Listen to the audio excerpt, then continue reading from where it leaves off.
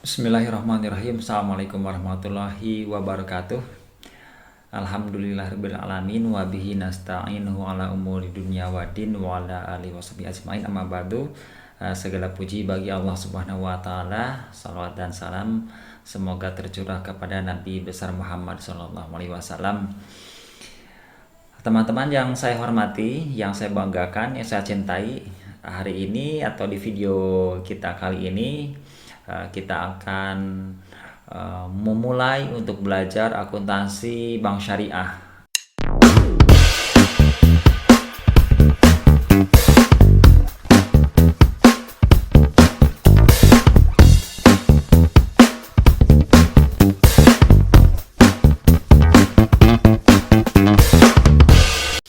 Dan tentunya ini teman-teman yang akan mengikuti video ini diharuskan nih untuk mengikuti dulu materi-materi mengenai akuntansi dasar ataupun akuntansi bank konvensional ya. Bank konvensional atau kita sebutnya akuntansi bank saja ya, akuntansi bank ya. Dan kalau langsung mengikuti akuntansi syariah, saya kira akan ada sedikit kesulitan. Jadi mudah-mudahan nih teman-teman yang mau belajar akuntansi bank syariah ini telah mengikuti tahapan itu, yaitu akuntansi dasar dan juga akuntansi bank ya. Nah, saya berharap semoga melalui video pembelajaran ini kita semua bisa memahami apa itu akuntansi syariah ya, sehingga tidak ada istilah tidak tahu lagi ya apa itu akuntansi bank syariah ya.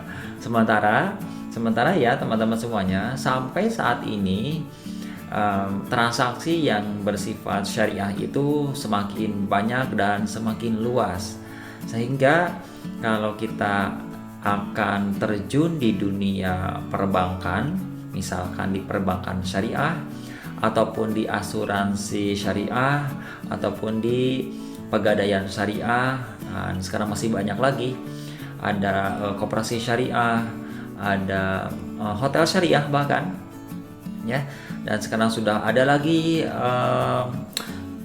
bisnis syariah seperti properti syariah. Sekarang barangkali teman-teman sudah mendengar ada perumahan syariah. Nah, itu juga saya kira prinsipnya harus sudah menjalankan prinsip syariah, sehingga akuntansi yang diterapkannya adalah akuntansi syariah. Namun supaya kita lebih paham lagi dengan jelas, maka akuntansi syariah ini harus kita terapkan pada transaksi-transaksi tertentu. Dan di video kita kali ini akan dititik beratkan kepada bank syariah, dan pengembangannya nanti bisa diterapkan ke transaksi non bank syariah seperti yang telah saya sebutkan barusan ya. Baik, tentunya nih teman-teman, banyak sekali yang harus kita bahas ya, dan saking banyaknya maka video-video yang akan saya buat pun tidak hanya video saat ini, karena video saat ini adalah hanya sebatas video pengantar atau video pendahuluan, video pengenalan mengenai akuntansi bank syariah. Nah, kalau teman-teman lihat di slide ya, banyak sekali materi yang akan kita bahas. Misalkan nih, video yang pertama adalah video mengenai pendahuluan, yaitu video yang saat ini. Kemudian ada juga nanti kita bahas Islam dan ajaran Islam. Kemudian ada lagi materi sumber hukum dalam Islam. Kemudian yang keempat ada perkembangan akuntansi syariah. Kemudian yang kelima konsep harta dalam Islam. Dan yang keenam adalah kerangka dasar penyusunan laporan keuangan syariah. Nah, dari keenam materi ini sebagai basic atau dasar bahwa sebelum kita menjelaskan atau mempelajari transaksi syariah dan akuntansi bank syariah, maka basic ini harus kita pahami dulu. Meskipun nanti tidak kita kuasai sepenuhnya, minimal kita akan mengenal apa itu Islam dan ajaran Islam, sumber hukum dalam Islam, perkembangan akuntansi syariah, konsep harta dalam Islam dan kerangka dasar penyusunan laporan keuangan syariah. Karena itu akan dibawa terus dalam kegiatan akuntansi bank syariah. Nah, baru di pertemuan ke-7 atau video ke-7 kita ke teknis produk-produk yang ada di bank syariah. Sehingga nanti akan ada akuntansi murabahah. Kemudian ada lagi akuntansi salam, akuntansi istisna, akuntansi mudharabah, akuntansi musyarakah, akuntansi ijaroh. Ada lagi akuntansi soft dan wadiah, kemudian akuntansi wakalah dan kafalah. Nah, ini di pertemuan ke-7 nanti kita akan belajar di video ini berkaitan dengan produk-produk yang dijalankan oleh bank syariah. Nah, sehingga kita akan mengenal nanti produk yang sifatnya jual beli, karena di bank syariah itu ada produk yang sifatnya jual beli, yaitu ada murabahah, ada salam, dan juga ada istisna. Nah, itu sebagai dasar bahwa bank syariah itu juga membolehkan untuk transaksi jual beli, ya. Karena kalau tidak ada transaksi ini, maka bank syariah juga agak sedikit keteter untuk dijalankan di Indonesia, ya. Karena di Indonesia ini memang orang-orangnya atau masyarakatnya ini cukup konsumtif, sehingga datang ke bank syariah itu bukan hanya untuk meminta dibiayai usahanya, tapi juga kadang ada kebutuhan-kebutuhan tertentu yang membutuhkan bantuan dana, sehingga dan sifatnya itu bukan untuk usaha, untuk digunakan. Nah, itu ada fasilitas-fasilitas produk seperti murabahah, salam, dan istisna. Nah, kalau produk yang sangat menjadi ciri khas bank syariah itu sifatnya bagi hasil, profit loss sharing. Nah, produknya mudharabah dan musyarakah, itu pembiayaan namanya, ya. Kalau di konvensional mungkin namanya adalah kredit, ya, kredit pinjaman. Tapi kalau di bank syariah ini namanya adalah pembiayaan. Ada dua macam, ada mudharabah, ada juga musyarakah. Itu kita lihat nanti transaksinya seperti apa, gitu ya. Dan kalau teman-teman sudah memahami konsep kredit yang ada di bank konvensional, nanti teman-teman itu bisa membedakan dengan di bank syariah, ya. Produknya itu mirip, hampir sama, tapi transaksinya berbeda dan konsepnya berbeda serta dasarnya pun berbeda. Kenapa dasarnya berbeda? Karena di bank konvensional itu yang menjadi acuan pendapatan itu adalah dari bunga. Nah, karena dari bunga tentunya akan bertentangan dengan yang ada di bank syariah. Karena kalau di bank syariah itu pendapatannya itu khusus untuk di transaksi mudharabah dan musyarakah ini bukan dari bunga, tapi dari bagi hasil. Bagi hasil itu konsepnya, kalau untung ya kita bagi dua, kalau rugi ya juga kita bagi dua lagi. Nah, seperti itu adalah konsep dasarnya atau konsep awalnya. Nah, itu akan menjadi pembeda mana bank syariah, mana bank konvensional. Sehingga teman-teman yang telah belajar akuntansi bank, mindsetnya harus disimpan dulu. Karena jelas berbeda antara bank konvensional dengan bank syariah. Jelas ada perbedaan. Dan di sini kita kembalikan lagi ke bank syariah, bahwa di bank syariah ini patokannya adalah Al-Quran dan As-Sunnah. Nanti lagi ada tambahan ijma dan qiyas.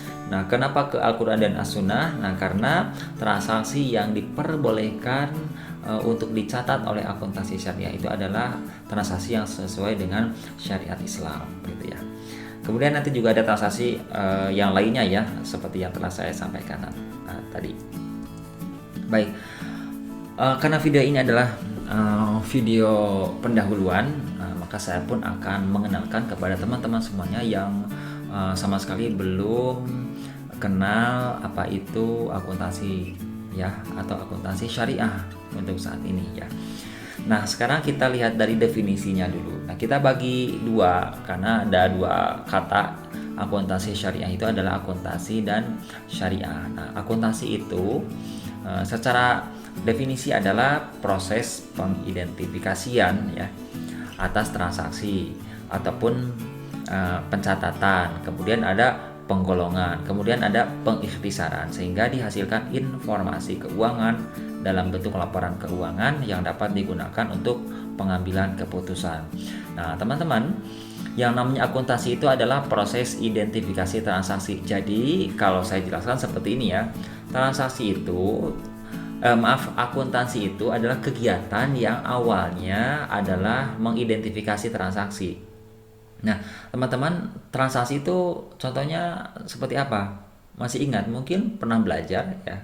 Transaksi itu contohnya misalkan menjual. Itu transaksi ya. Membeli, membayar. Ingat, membeli dan membayar beda. Kalau membeli bisa dibayar bisa enggak ya. Kalau enggak dibayar berarti membelinya secara kredit, dibayarnya nanti kalau udah punya uang. Ya, kalau membayar ya ceritanya beda lagi. Kalau membayar itu bisa membeli langsung dibayar ketika ada uangnya. Bisa juga membayar itu misalkan kita telah menggunakan listrik selama 1 bulan, masa tidak kita bayar ya. Nah, kita bayar, itu transaksi. Ataupun juga ketika kita tidak mempunyai uang, maka kita diperbolehkan untuk meminjam uang. Itu namanya transaksi. Namanya transaksi pinjaman. Atau juga sebaliknya, ada orang yang butuh ke kita, maka kita kasih uang. Bisa ngasihnya itu adalah ngasih hibah, bisa juga ngasih pinjaman. Itu juga sama, transaksi. Nah, akuntansi itu akan mencatat seluruh kegiatan seperti itu. Kalau di perusahaan biasanya transaksi itu terdiri dari penjualan, pembelian, dan pembiayaan ataupun beban-beban. Ada beban listrik, beban air, beban telepon, beban gaji, beban sewa, kemudian juga lagi beban asuransi dan lain-lainnya. Nah, itu kita identifikasi apakah terkait dengan transaksi ekonomi atau tidak. Nah, seperti yang saya barusan tadi, itu memang seluruhnya terkait dengan transaksi ekonomi, yaitu berkaitan dengan keuangan, berkaitan dengan nilai-nilai. Nah, setelah diidentifikasi kemudian kita catat, itu namanya akuntansi ya. Kita identifikasi misalkan, oh ini ada penjualan, maka kita ambil bukti transaksinya, kemudian kita catat di jurnal. Ya, setelah dicatat kemudian nanti kita akan melakukan penggolongan. Ya, teman-teman yang telah belajar akuntansi itu pasti mengenal dengan siklus akuntansi. Ya, definisi akuntansi yang saya jelaskan di sini sebetulnya itu adalah penjabaran dari siklus akuntansi. Ya, siklus akuntansi itu kan dari mulai transaksi, kemudian dicatat, kemudian digolongkan atau namanya dikelompokkan, diposting biasanya di buku besar ya, di ledger. Nah, setelah digolongkan kemudian nanti diikhtisarkan. Nah, karena apa? Karena setelah penggolongan itu kita akan membuat yang namanya neraca saldo ya. Ingat-ingat, setelah neraca saldo kemudian kita buat jurnal penyesuaian ya, adjustment. Nah, kemudian setelah itu kita buat neraca saldo lagi, tapi namanya neraca saldo setelah penyesuaian. Baru kita tuangkan ke dalam worksheet atau kertas kerja, atau istilah lainnya adalah neraca lajur. Nah, dari situ baru kita akan terjadilah laporan keuangan sesuai dengan yang kita inginkan. Dan laporan keuangan tersebut teman-teman akan digunakan oleh banyak pihak, baik itu pihak eksternal maupun pihak internal. Kalau pihak internal yang membutuhkan laporan keuangan itu dari mulai jajaran top manajemen, dari mulai jajaran direksi sampai dengan jajaran paling bawah, para pekerja atau pegawai, itu semuanya membutuhkan laporan keuangan untuk melihat situasi apakah perusahaan yang sedang dijalankan ini dalam keadaan yang baik atau tidak. Atau dari pihak eksternal juga yang membutuhkan laporan keuangan itu cukup banyak sekali. Dari mulai investor, kreditor, bahkan pemerintah pun membutuhkan laporan keuangan berkaitan dengan kebutuhan perpajakan. Dan juga calon-calon investor, calon supplier, bahkan yang sudah jadi supplier pun semuanya membutuhkan laporan keuangan. Itu namanya akuntansi, teman-teman ya.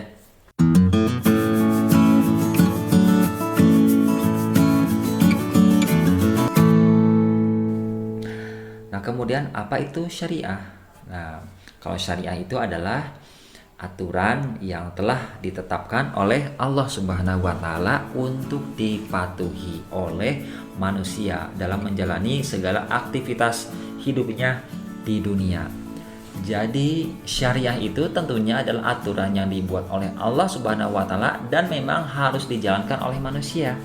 Sehingga kalau ada orang yang tidak menjalankan aturan sesuai dengan prinsip Islam yang ada di dalam Al-Quran sesuai dengan perintah Allah, maka orang tersebut belum menjalankan syariat Islam.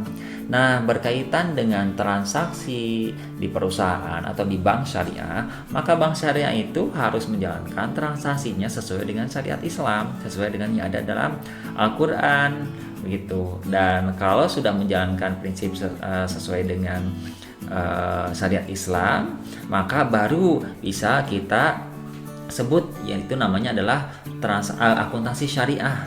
Artinya akuntansi syariahnya bisa diterapkan di sana gitu, karena transaksi yang dijalankan sesuai dengan syariat Islam. Nah, sehingga definisi dari akuntansi syariah itu adalah akuntansi atas transaksi yang sesuai dengan aturan yang telah ditetapkan oleh Allah Subhanahu wa taala. Jadi sudah jelas ya bahwa akuntansi syariah itu tidak bisa diterapkan pada transaksi yang tidak sesuai dengan syariat Islam. Misal, kalau ada perusahaan ataupun bank yang menjalankan bisnisnya masih ada ribanya, itu akuntansi syariah tidak bisa dijalankan. Atau masih ada bunganya, akuntansi syariah tidak bisa dijalankan. Atau juga bank syariah menjalankan transaksi yang sifatnya itu gambling ataupun ada ketidakpastian karena sifatnya judi, ya, ataupun juga hal-hal lain yang bertentangan dengan prinsip Islam, misalkan adanya ketidakadilan seperti itu, maka akuntansi syariah tidak bisa diterapkan di sana, gitu ya. Jadi kembali lagi bahwa pedoman bank syariah menjalankan transaksinya harus berdasarkan prinsip Al-Quran dan As-Sunnah, ya, baru akuntansi syariah bisa diterapkan di sana. Ya, jika bank syariah itu hanya nama saja, misalkan bank syariah A, bank syariah B, dan tidak menjalankan prinsip syariah, maka akuntansi syariah tidak bisa dijalankan di sana, begitu ya. Nah, teman-teman harus memahami konsep ini. Jadi kalau teman-teman masih mempunyai pikiran bahwa bank syariah itu sama dengan bank konvensional, maka pasti akan ada kesulitan dalam memahami akuntansi syariah. Oke, mudah-mudahan sudah bisa paham dengan apa yang saya jelaskan tersebut ya. Nah, landasan hukumnya bisa dibaca saja, ada Undang-Undang nomor 7 tahun 92 pada saat itu ketika bank syariah mulai ada, kemudian peraturan pemerintah nomor 72, ada undang-undang nomor 10, ada juga undang-undang nomor 23 tahun 99, ini tinggal dibaca saja ya. Nah, kemudian ada nih perkembangan transaksi syariah. Nah, teman-teman, kalau ingin lihat perkembangan transaksi syariah itu bisa kita lihat dari zaman dulu ya. Saya juga memang belum lahir dan tidak mengetahui dengan jelas seperti apa waktu itu ya. Nah, tahun 1963 ketika bank didirikan di Mesir sampai dengan tahun 82 pertama bank Islam didirikan dan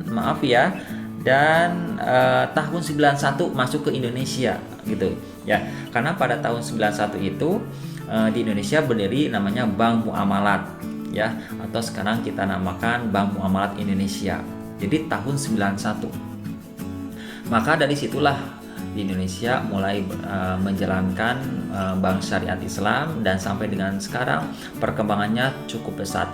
Teman-teman bisa lihat di sini ya, di slide ini kita bisa melihat perkembangan kantor bank syariah di Indonesia.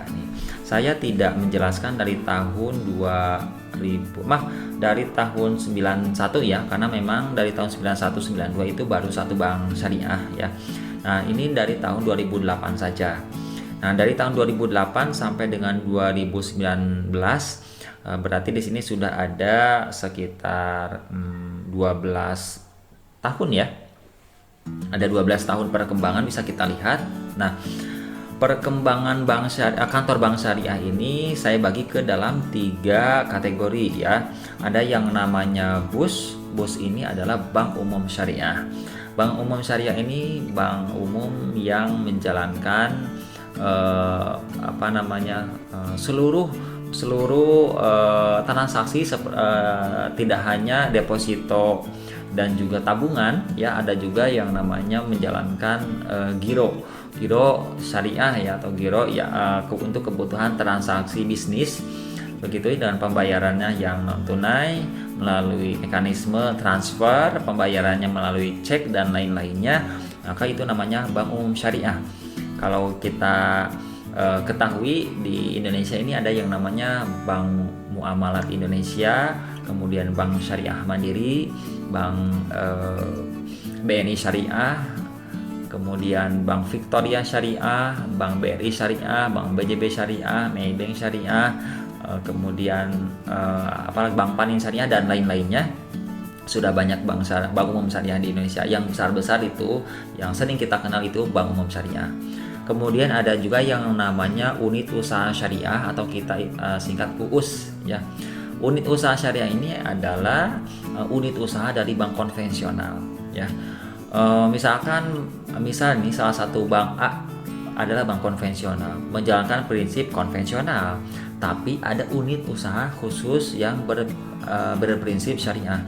Unit usahanya ya, kalau di dalam rumah itu adalah kamarnya, tidak keseluruhan rumahnya tapi kamarnya. Sementara kalau bank umum syariah itu adalah seluruh rumahnya itu syariah gitu ya.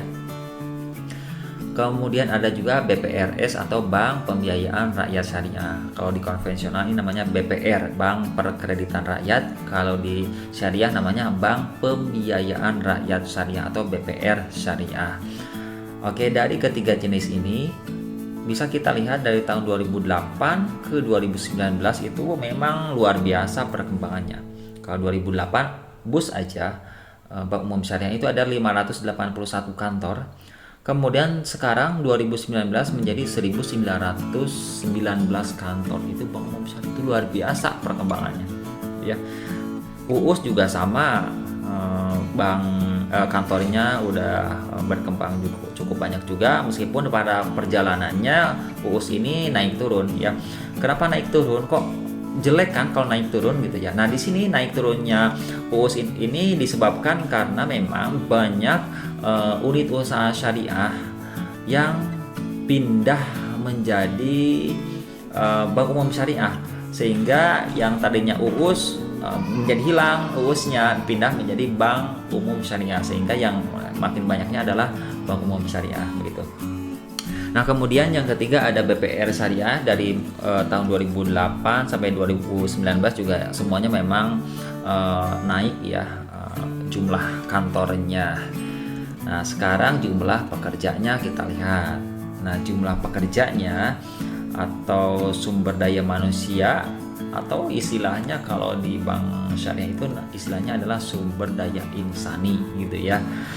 Itu juga sama naik terus. Kita bisa lihat dari 2008 bank umum syariah dari 6 ribuan menjadi 49.000 ya.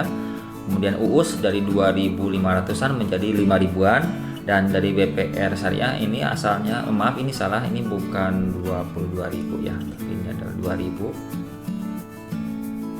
Ini 2.000 berarti ya. Oke.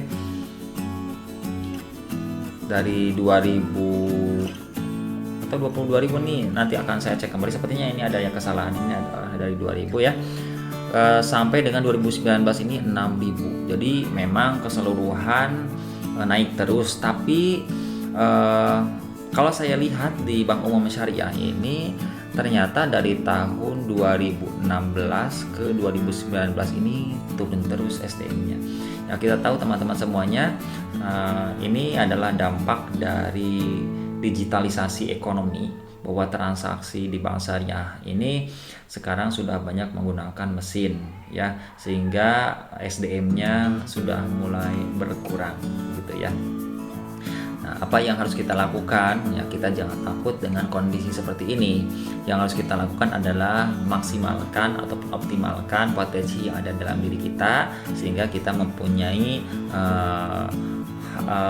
kelebihan dibanding dengan orang lain. Kelebihan tersebutlah yang akan dipertahankan oleh bank syariah. Oke, dan ini bisa lihat asetnya, perkembangan aset atau perkembangan kekayaan bank syariah.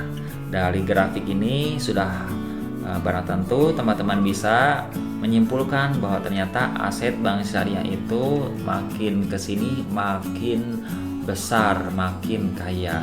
Karena kita pun sering mendengar barangkali ya, bahwa ternyata yang namanya transaksi di bank syariah itu tidak hanya disukai oleh orang muslim atau oleh orang Islam ya, tapi juga disukai oleh non muslim karena transaksinya bisa menguntungkan kedua belah pihak ya. Jadi di bank syariah ini tentunya ada keadilan yang bisa disukai oleh semua orang.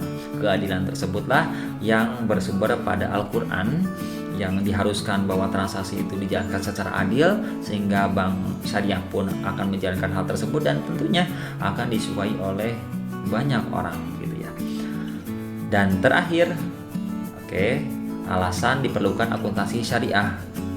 Yang pertama adalah karena suatu tuntutan atas pelaksanaan syariah. Jadi kalau bank syariah sudah menjalankan prinsip syariah, maka wajib akuntansinya yang diterapkan adalah akuntansi syariah. Kalau tidak ada akuntansi syariah, maka tidak akan ada laporan keuangan bank syariah. Kemudian yang kedua adalah memang kebutuhan akibat pesatnya perkembangan transaksi syariah. Dorongan yang kedua ini adalah dorongan karena pesatnya kemajuan bank syariah. Jadi kalau semakin pesat bank syariah, maka semakin dibutuhkanlah akuntansi syariah, dan semakin dibutuhkanlah SDM yang menguasai akuntansi syariah, begitu ya. Karena kalau SDM yang mengelola bagian keuangan dan bagian pelaporan keuangan bank syariah ini bukan orang yang mempunyai keahlian di bidang akuntansi syariah, maka tidak akan lama usianya kerja di sana itu akan secepatnya digantikan oleh orang yang mempunyai skill di bidang akuntansi syariah. Seperti itu. Saya kira video pendahuluan kali ini mudah-mudahan bisa menjadi penjelasan pembuka bahwa akuntansi syariah ini penting untuk dipelajari, dan saksikan video-video saya yang lain ataupun video saya yang selanjutnya, baik itu berkaitan dengan akuntansi syariah maupun berkaitan dengan akuntansi dasar dan akuntansi yang lainnya yang sangat penting untuk dipelajari oleh kita semua. Baik, terima kasih, sampai ketemu lagi di video selanjutnya. Assalamualaikum warahmatullahi wabarakatuh.